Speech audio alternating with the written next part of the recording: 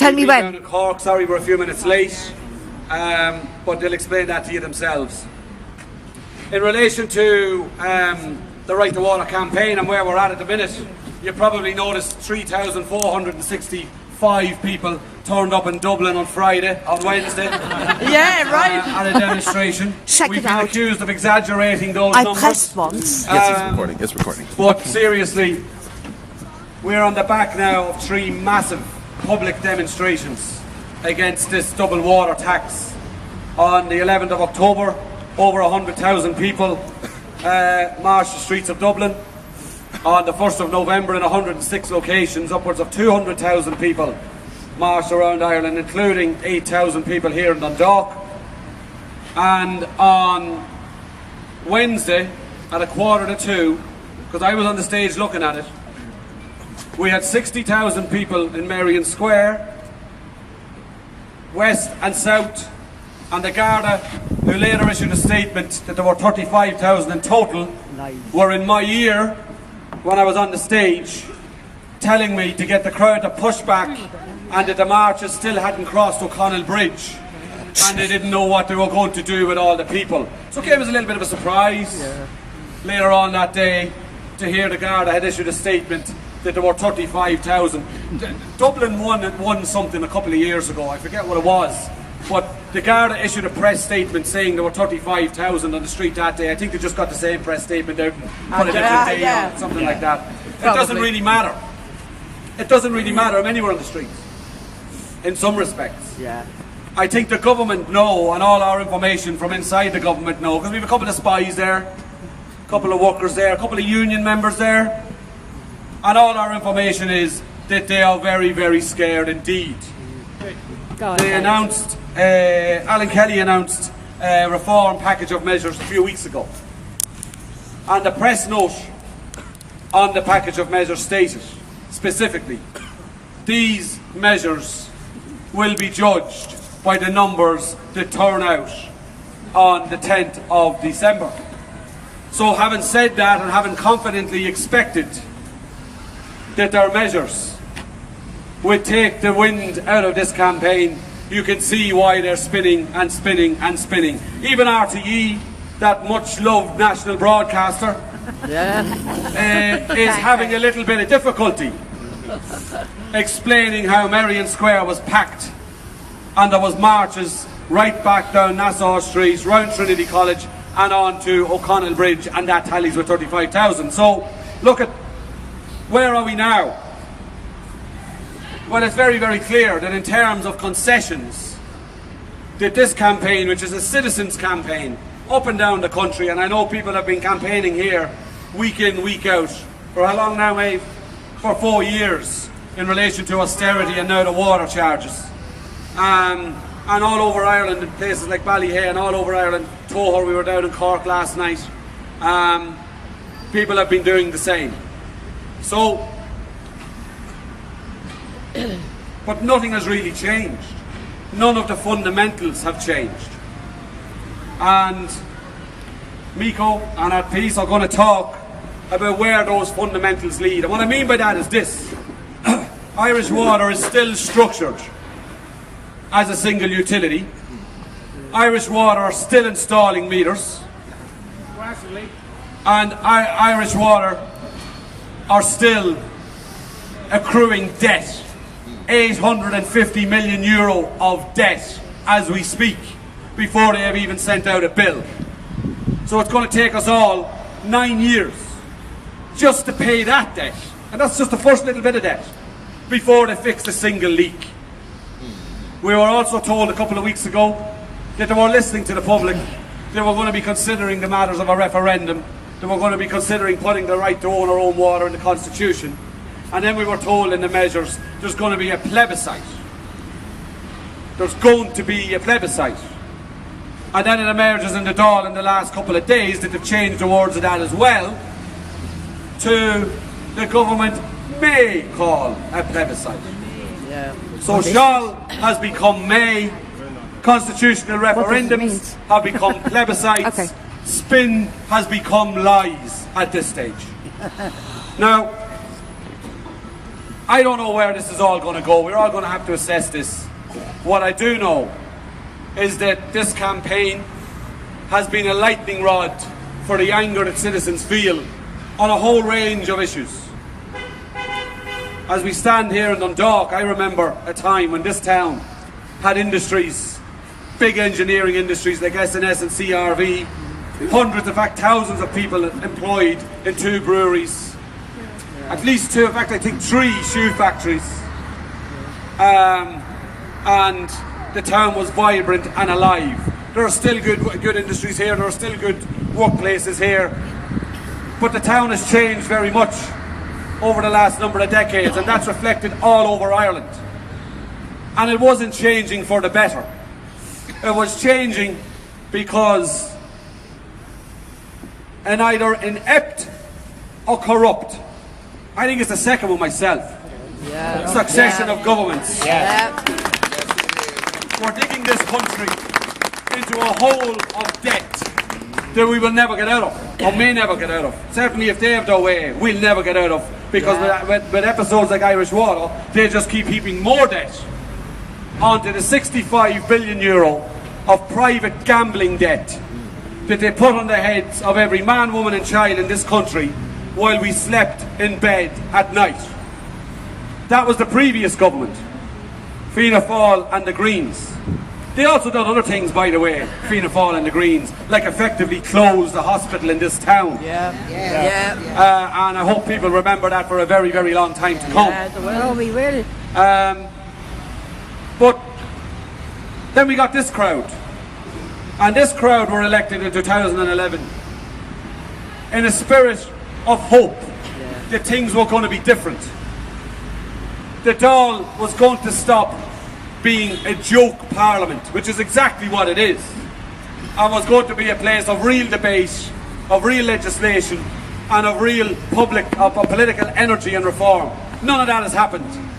There's still as much cronyism, there's still as much ineptitude, there's still as much corruption as there was in the previous government. And that's just Fine Gael. In relation to Labour, they're the party that I'm the most angry with, because they're the party that the ordinary working people of this country rely on to do something for them, and they have royally stabbed us all in the back since 2011. They promised faithfully that they would not introduce water charges. In fact, they ran on a platform that we needed to elect them to stop Fine Gael introducing water charges. And 19 days later, they signed up to a programme for government which introduced water charges, and have been ramming it down the necks of the citizens of this state ever since. I think Labour are a party who are currently attending their own funeral. I think the Labour Party are a beaten docket. I think Fine Gael have lost a huge amount of support. I don't think anybody wants Fianna Fáil back. No. So that leads to a real question, a real challenge for us as to who is going to govern this country in the people's interests after the next election. So I think we all need to reflect on that, we all need to think about that, and we all need to see who can offer an alternative to the sort of policies and lies that have brought us to this sorry mess in relation to where our finances are. In relation to where the people are, and I'll finish on this, Maeve, for a couple of years I didn't have my normal pride and chest out about being Irish. I'm lucky enough to be able to travel a bit with work, and you meet people at various conferences, and you meet people in airports, and people say, where are you from? And you know, we were always, I'm Irish, and your kind of chest would go out, and you'd stand an inch taller, and you'd broaden your shoulders. And for a couple of years there, I for one lost that. I for one lost that. And when I would be going somewhere and people would say, where are you from? And you'd say you're Irish, you kind of bow your head a bit. Because you knew the world was looking at us. You knew the world was not only looking at the fools that wrecked the country, but you knew the world were looking at the citizens and wondering, why are we just taking this? Why have we done nothing about it?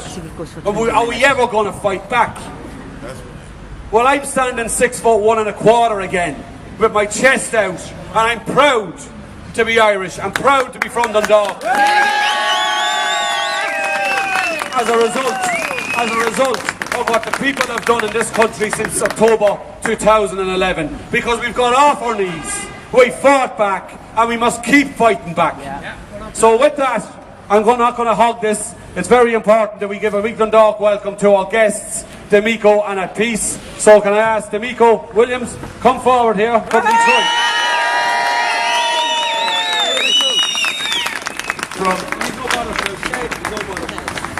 From Dundalk to Detroit.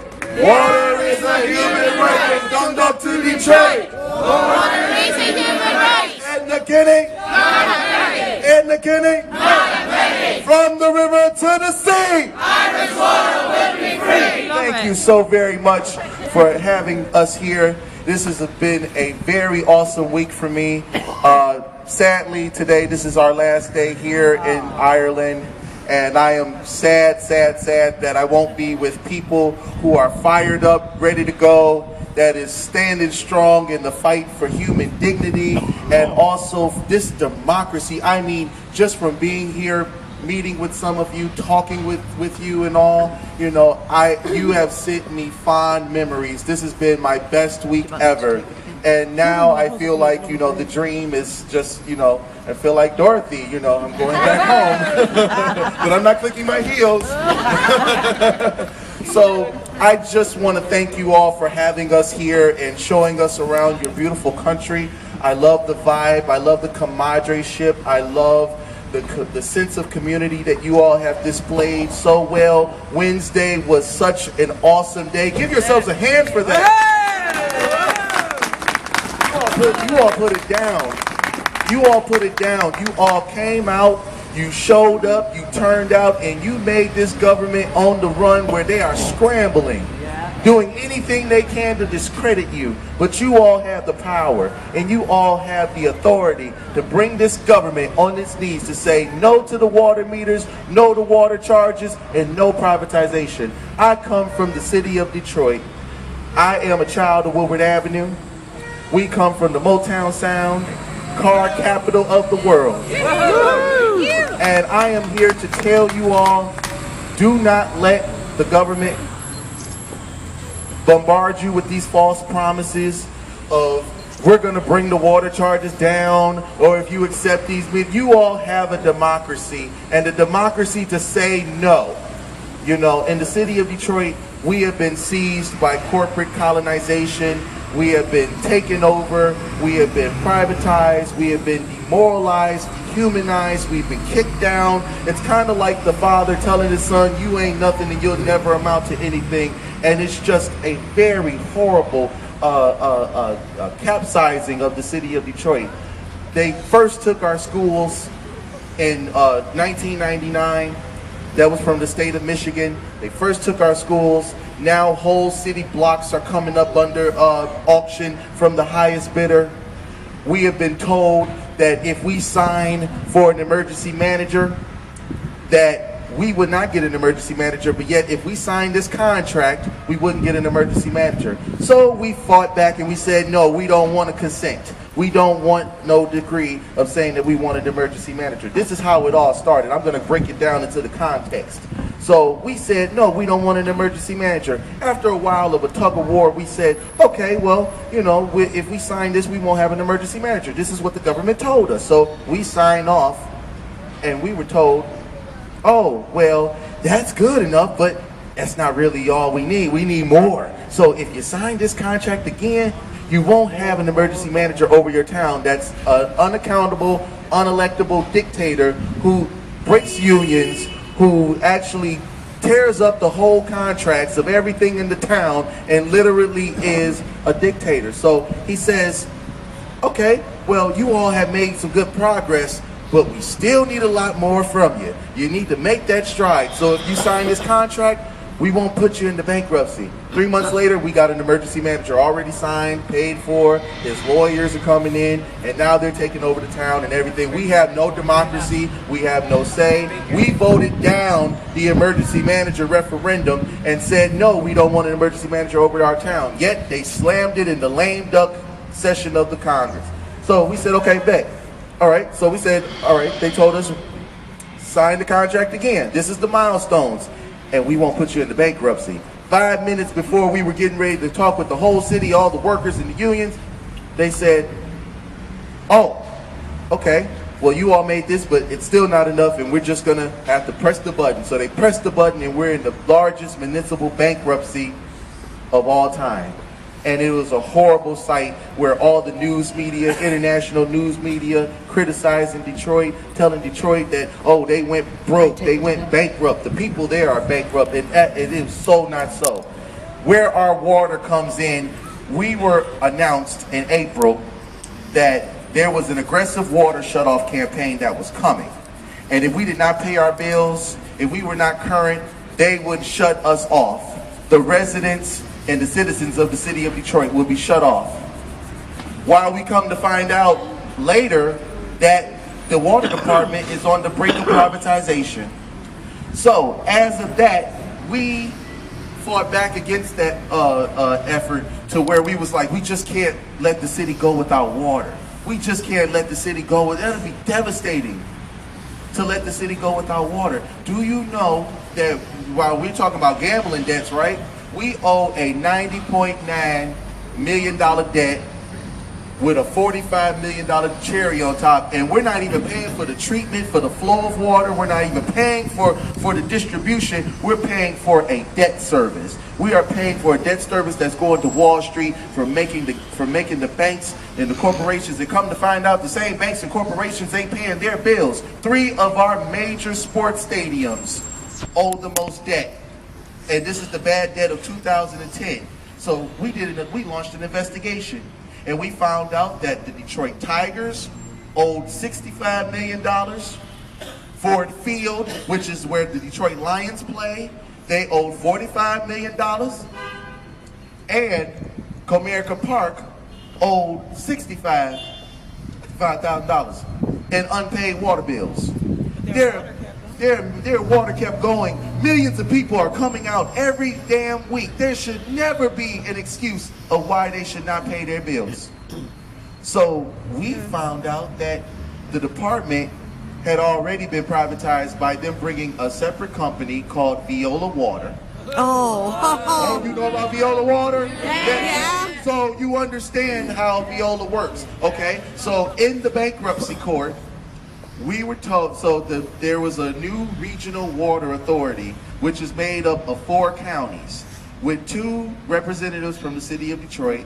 Those representatives have not been selected, but it's been under gag order. And we have been trying to get the transparency. We've been FOIAing it, FOIA. We have been requesting freedom of information, and we have not gotten anything because they won't tell us, because they don't want us to know what's going on behind closed doors. All of a sudden, they come out one day to the media and say, we have a deal. What's the deal about? Oh, we can't tell you all of that. They're still being worked out. So the mayor of our town, he holds a town hall rally around the privatization of our water and tells us that the workers is being cut, that the contracts is being canceled, and that the suburbs, the underlying suburbs, will have a say in our water. Our former mayor, Coleman Alexander Young, have said to all of us, do not let the suburbs get a say in your water, because they will X you out of it and you will have no say over what goes on over your water.